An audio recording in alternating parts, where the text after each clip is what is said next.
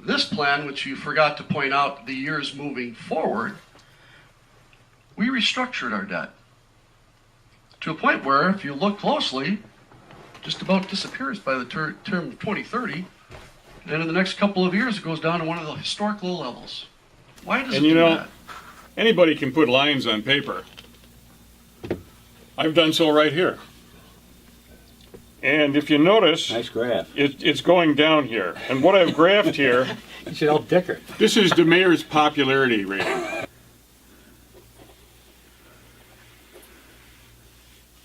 And if you notice, it's getting down near zero. So go ahead and fire up the video there again, Jim.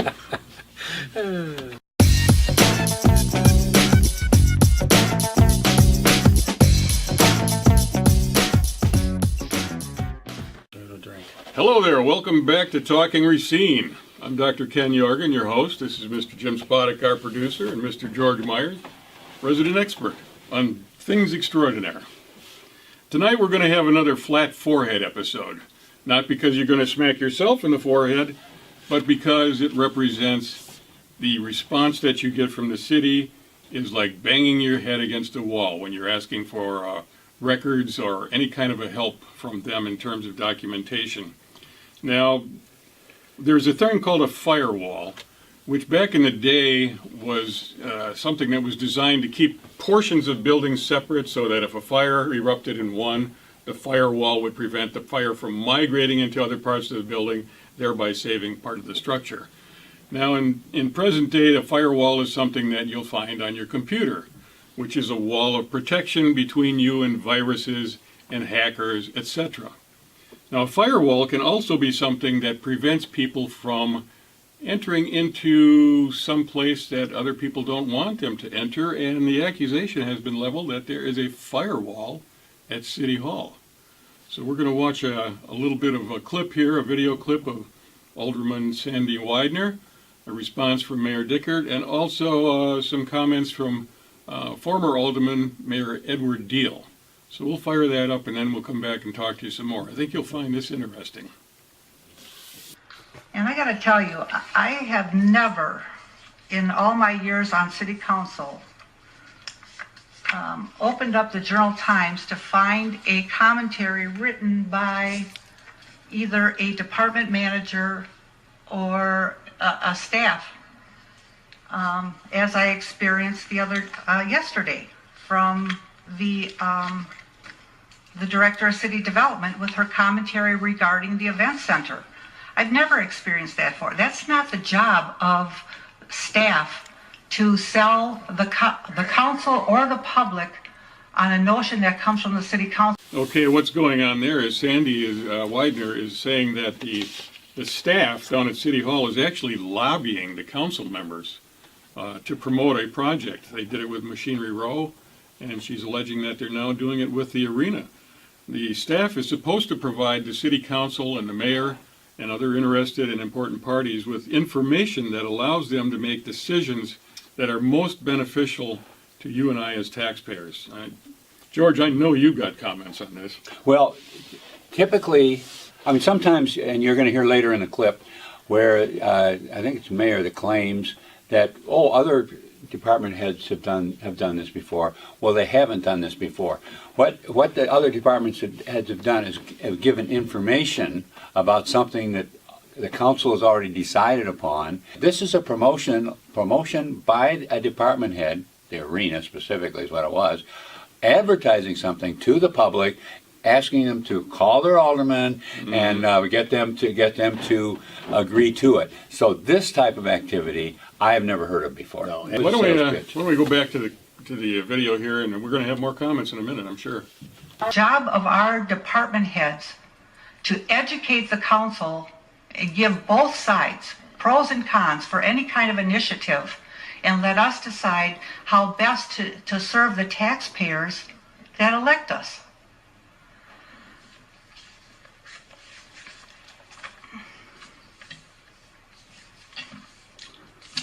Another thing, back in April of 2015, Then Alderman of the 15th District, Eddie Deal, talked about the firewall that exists between city staff and the common The council marketing members. materials that were being provided to prospective tenants, Machinery Row, the city did a magic dance to avoid giving these things to me. They still insist that they don't exist. These showed up anonymously in my mailbox, 3 pages. Vanderwall and Associates, who I think we pay as a contractor, and there's our City of Racine logo in the upper corner. 3 pages, beautiful, prospective businesses, etc. I asked for these. I was told that no one knows what I'm talking about. No one thinks these exist. I have repeatedly requested information from the Director of City Development, and my requests have been ignored. What I would like to say about that is Eddie Deal, the alderman, was extremely restrained there. I would be irate if I was in his position. And that's part of the problem. The public sees a statement like that, and they think, maybe it's not so bad, it's just a little internal dispute. This is really bad news that they are concealing information from him, and he got it from an anonymous source outside. Yeah, it just They're appeared in his mailbox. They're denying it that it even exists, and somebody gets wind of the fact that he wants it and provides it to him. Now, I know you had a comment too, George. No, that was basically it. Oh, okay. Eddie Deal, finds something in his mailbox that he's been requesting and has been told it doesn't exist. Right. He does. Now, there's an email that Eddie put out. And he actually had put this together. It's 11 pages. It's a string of emails that he did with Attorney Scott Letney, the city attorney, Tom Friedel. He basically was asking for this information. He put this together, then dropped it in all the aldermen's boxes. So these aldermen were quite aware of what happened with Eddie at that time. They basically said to him, and Eddie actually got an email that was not directed to him. It was directed between Friedel and That's the Scott city Letney. administrator and the city attorney. City right? administrator, city attorney, and basically called him. Eddie had said, "Thank you for your speedy response." They made the mistake of sending Eddie also. Yes, and would be great and tell Speedy what the way we discussed it with each other. So basically, they had discussed how they're not giving him the information, and they called him Speedy. Well. But and he responds back. It was a 3-way conversation. But this is how crazy this is. This is an alderman asking for information. He's got to put out 11 pages to explain to the common council what is going on in with the administration. Yeah, I'm sure it was a totally respectful endearment. Speedy. It's actually. The point is that there's a firewall. It's been there a while. Yep. That goes back a couple of years when Eddie Deal was on the council, and they're denying. They're as you're going to see, they're claiming, they get all the information they want, sort of, maybe. But there obviously is a firewall. So. And it's not a good firewall. No, it's preventing the people, the governing body. Remember, the council is the governing body. They are the ones that have to make the decisions. They're the ones that need all the information that they can get, and so they can make a good decision. And the staff is preventing them from getting information. You know what I'm going to do, because this is kind of. I mean, it's interested reading to someone who I'm going to put it below the video on this so people can read this. Okay. Good idea. All right, let's go. I asked publicly at the Committee of the Whole meeting on February 27th for an accounting of what all has been spent in relation to this event center. She said she would get that information to us. That has not happened. I sent emails last week to both the Director of City Development, to the Finance Director, and then last Thursday, carbon copy of the City Attorney, asking for the same information I continue to ask for. I don't get it. I've requested, and other aldermen have requested, the PowerPoint given to us by SB Freeman.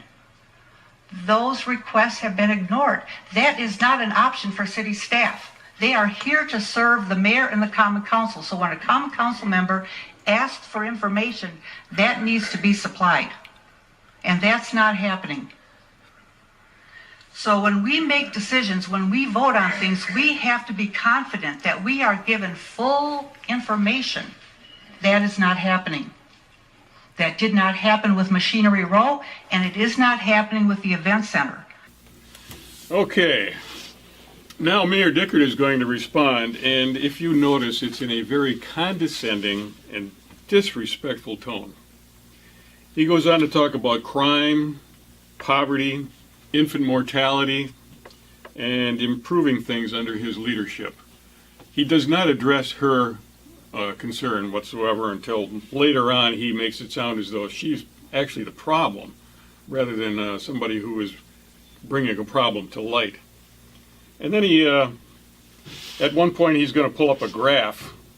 And you know, anybody can put lines on paper. I've done so right here. And if you notice, Nice graph. it's going down here. And what I've graphed here, You should help Dickert. this is the mayor's popularity rating.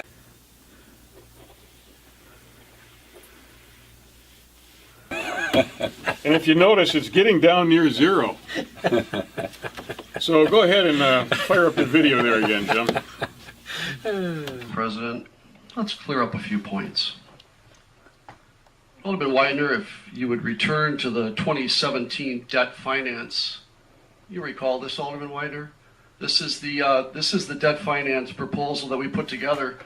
And if you recall, what we were left in 2009 when I started, if you recall, because I think you and Alderman Shields and Alderman Shakur were probably the only three aldermen that really served at any extent of period before that,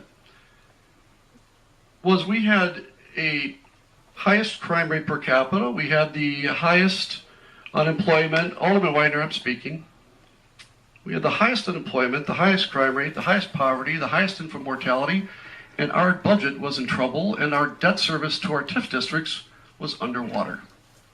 Now, this plan, which you forgot to point out the years moving forward, we restructured our debt to a point where, if you look closely, just about disappears by the term of 2030, and in the next couple of years it goes down to one of the historic low levels.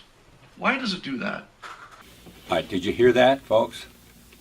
It's going to go down near zero in the year 2030, and in a couple of years it's going to reach new record lows. Wait a second. We've never been anywhere close to zero.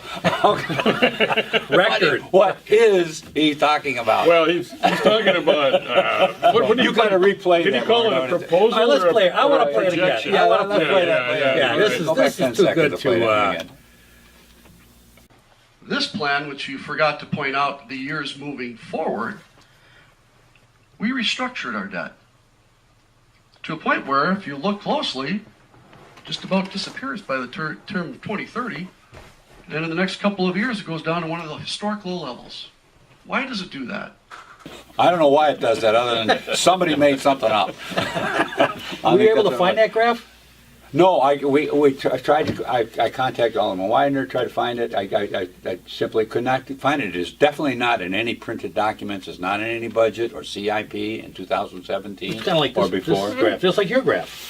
Well, yeah, these are This is a authentic, real graph. ladies and gentlemen. This is a real graph. Yeah, that, 6 yeah, lines it's a on graph. paper, just like the This mayor is has. this the 10-year plan? No, it's actually longer than that. But I think this probably started out several years before he got in office. Maybe And, that's it. he's getting down there. He's getting down close to zero. And The restructuring of the debt. I did find something on the restructuring of the debt for 2017, and what that involved. It looks like, as best as I could tell, you have the bonds that, as they came out in 2016. There have been some new bonds purchased, and what they did is they refinanced those new bonds because they came in apparently at a rush rate where the city was paying too high an interest. So they were redone and went from like 5% down to 3.5% or something like that. Right. So they took a portion of the bonds, not all of them, but just a portion of them, and refinanced them at a lower rate. And that's supposedly restructuring the debt. I'm sorry, that is not restructuring a debt. That is Still even got the close debt. to restructuring a debt. Right. No. We structured it so that we could take on more capacity because, as Alderman Shakur, who has been one of the visionaries since then, in 2009, with the rest of this council, who have been supporting new developments and growth. See, this is proof if I want some, that the debt is not going down, and it's not going to be down in 2030, because he just said right there, we refinanced it so we could take on more debt. More capacity. But more capacity. Yeah. Right. Capacity. But the translation is debt. Yeah, we're going to keep it right up there. And I've given talks on this debt, and I remember one of them I gave was to the council. Obviously, I'm talking about, and I talked about getting rid of the debt, and I said the problem is it's not in anybody's plan to get rid of the debt. Right. And while I'm making these comments, I saw Tom Friedel back there, the city administrator at the time, just shaking his head. Of course it's not in anybody's plan. What kind of a stupid idea is this, that we're going to get rid of our debt? We need to have a debt. So it is not in a plan. That graph, whatever it is, does not show our debt going down to zero in 2030. That is for sure. Oh, sure it does. Yeah. But it's a proposal. It's not based on any kind of. I'd like to see. I want to see that graph It's not sometime. based on any kind of truth. We structured this debt plan so that we could have capacity, because we knew that we needed to redevelop. Because as we all know, there were a lot of empty spaces in 2009. Textron site, Walker site. And if you recall, if you look at page 14 and 15, these projects have been in the 10-year plan since the day we started. There's some more of the plan of spending money. There's a lot of vacant spots, and for 10 years, it's been planned that we are going to get these properties, tear down buildings. We are going to be expanding our debt.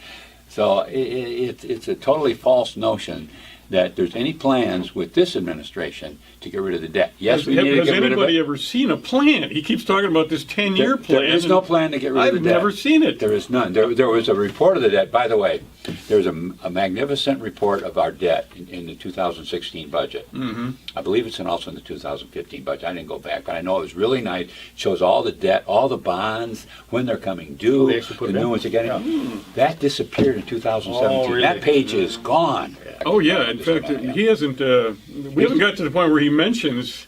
No, The- he's trying to lambast right now Alderman Widener, because she had brought up the pie chart and the fact that the debt service is going way up, went from 10% up to like 30%. Right. And right now he's trying to. That's why he's belittling her. That's why Yeah. you mentioned, Doc, that he's condescending. He's speaking condescendingly to her, trying to say you're such a fool type of thing. But if you listen further on, he's going to acknowledge that he has established a firewall.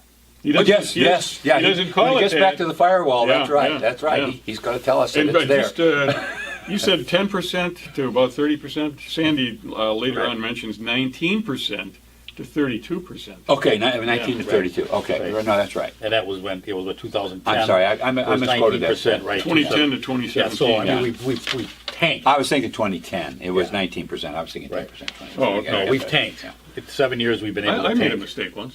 Yeah. So let's talk about data. You said that we haven't spent any time looking at this, but we've been talking about this for, I think, coming up on 2 years. We've been to this council how many times? We've been in committees, we've been in executive committees. We've spent quite a bit of time talking about this. Council oftentimes spends millions, if not tens of millions of dollars on DPW projects, water department projects, and other projects that we spend very little time looking or researching. The department heads, on the contrary, Alderman, if you go back and do the research, the department heads speak on a regular basis. They do editorials on a regular basis, like the water department, police chief, DPW, because we ask them to. We ask them to inform the public, and they do a magnificent job. And isn't that part of the transparency that is often requested? But I think one thing is important to talk about, and that is that you said that you're not getting a response from our department heads. I think it's fair for the public to know that when you inundate our department heads with anywhere from 3 to 4 questions a day, the pile adds up. And when you've got people coming in with requests of our records daily, the pile adds up. Now we're getting into the firewall where he admits there's a firewall. His talk up to this point has been to lambast Alderman Weidner, and he did mention that yes, it's true that department heads have, upon request of the mayor and other people, written up things, but it was about things that were in occurrence that the council had already approved. But now he says somebody is turning in 3 to 4 requests a day, and he's talking about Alderman Weidner. Now, if we multiply that times 5, we have 15 to 20 a week, right? 15 to 20. This is inundating the bureaucracy. How many departments are there? Well, I called up Alderman Weidner after this, and I did a little quick interview with her, and I said, how many people do you call over at the city hall? And how many? She says, well, it's a lot of different people. I said, about 10. And I doubted that. So I said, well, all right, let's start listing them. After talking a couple minutes, we were up to 19 that she calls. And that's when I kind of ended off on that part of the interview. And because we were up to 20, which I know is at least that. All right, now consider this. 15 to 20 a week is being sent in. That's 1 per contact. And that's inundating the bureaucracy. Right. Oh it's my overwhelming God. him that that's one every week I get another request from Alderman Weidner. No wonder they don't get anything done. She's got the whole system going. All jammed up with this because I have to answer one of her things every week. No wonder I can't get an open records request responded to. I have a list of the contacts that I made. This is my list. I got more than 20 on here of people that I have called. You know that it might even be more legitimate than my chart because that's actually printed. Mine was hand drawn. But that's with the fire department, and the building department, the people that I call from time to time, about information. That's what they're there for. Yeah. That's one of their primary functions. Right. Information. And it gets handled very quickly when they just do it. Right. Unfortunately, the way it's set up now is that because of the firewall, no one's allowed to give out information, particularly the redevelopment authority. So they get a call from me or Sandy Widener, whoever it is, they have to check with their chief. Well, that chief has to check with and then it gets all the way up to the city administrator, who gives final approval, and then the approval's got to come back down. So these 2 or 3 calls a day, all going to the same person up and down the lines here. Right, well, you got to protect That's what's causing the jam. It's the firewall that's causing the problem. Because they're lying. Yeah, That's why. When you lie, you have to protect that that's lie. right. That's why you got the firewall. Right. Because If it was they're lying. honest and transparent, it would be no problem. Here, take a look. Yeah. No, that's the key, lies. Jim, right there. It's because they are hiding things. They're lying about things. I want to see more lies. Put him back on. Sure, we're going in for more lies. Yeah. And what you have as a council have to ask is that should we, as a city and as these departments, be responding to every single question that is inundating our department heads every single day? And by the way, most of the questions could be answered because the reports, you've got them. They're online. They're public. I would suggest reading the reports. But should our staff be doing the work to build a better community? That was just a lot of malarkey That there. is simply not the truth. There is not that much information online. You have the budgets online. Right. And there's once in a while there's some other little promotional items in there, but to get down to details about how many people are doing this or how much money was given in a contract like was happening at the redevelopment authority, how much money was sent out to this person or that person, that is not online. No, that's not not any place, and they're hiding it, and that's where the firewall's coming up. That's where the lies are coming up, and that is plain falsification that you're getting from that mayor. That just simply is not the truth. It's deception by omission. They don't provide all of the information that you want. They just say, this is the big picture, everything's great, sign on. You'll love it. Right. That's what they're trying to say. That's what he's trying to do. Exactly. Because that's what I think Alderman Shakur and the rest of the aldermen that haven't been here since 2009 have been doing. Or should they be trying to answer every single question that they get every single day by one alderman? Well, I've directed them to answer those questions when they see fit, and if those questions are already answered, then read the information that you have. But their job is to get things done and to move this city forward. All right. So there you got it. There's the firewall. They don't want to answer the questions of this alderman, and she is the part of the governing body. She has a responsibility to know what she's voting on, so their responsibility is to give it to the alderman rather than just going around and doing your own thing, which is what she's comparing it to. Should we be building the city, making it go, or should we be giving information to this alderman? Right. Yeah, he'll tell you how to vote. I mean, it works for most of the other people. Why does she have to have, really good information? We're the ones doing the work. Sandy, I'll let you know how to vote. And if we got department heads putting out programs We're for the the ones community. making this city go, not you. You're getting in our way. You're getting in our way. Just look over Ray DeHaan's shoulder and see how he's voting and go with that, Now, I would do Ray. He gets mixed up once in a while. They got to stop the proceedings to look at Ray. Eventually he gets it right. He does eventually. That's why they keep him around. That's why the mayor had to have a recount on the cemetery issue. Lord, what goes on up there? This is the type of thing we're facing as a city. Why your taxes are going up and why you see all these failed projects. It's failed because projects, it's just poor right, roads. It's right here. I mean, it just goes on and on and on. And The tax base that you talk about, Alderman, you'll forget the tax base has changed. And the amount of property taxes, unfortunately, that our city residents are paying due to the cuts at the state level are actually up over 80% now. So we have to fight that battle every day, and we do. But we can never grow our community, and we can never reduce taxes if we don't build. Alderman Shakur is exactly right.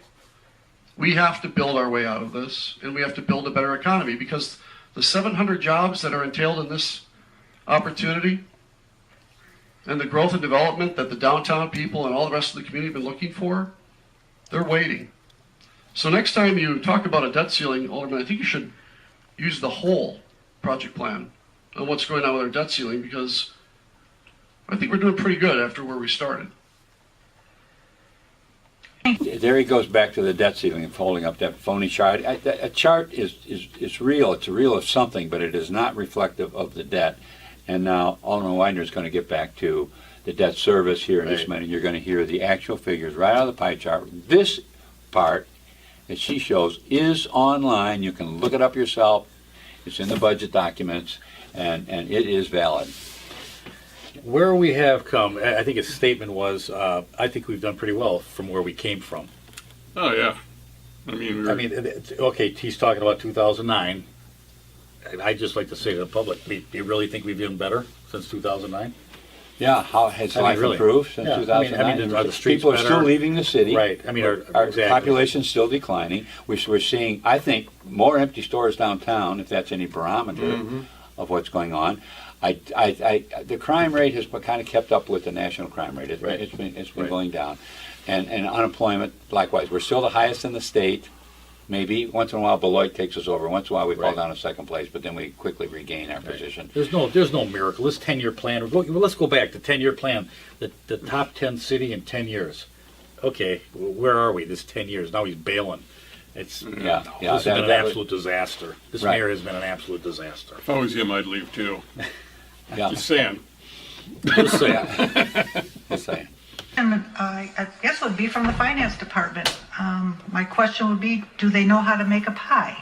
I'm looking at the debt service pie, which is always my favorite visual.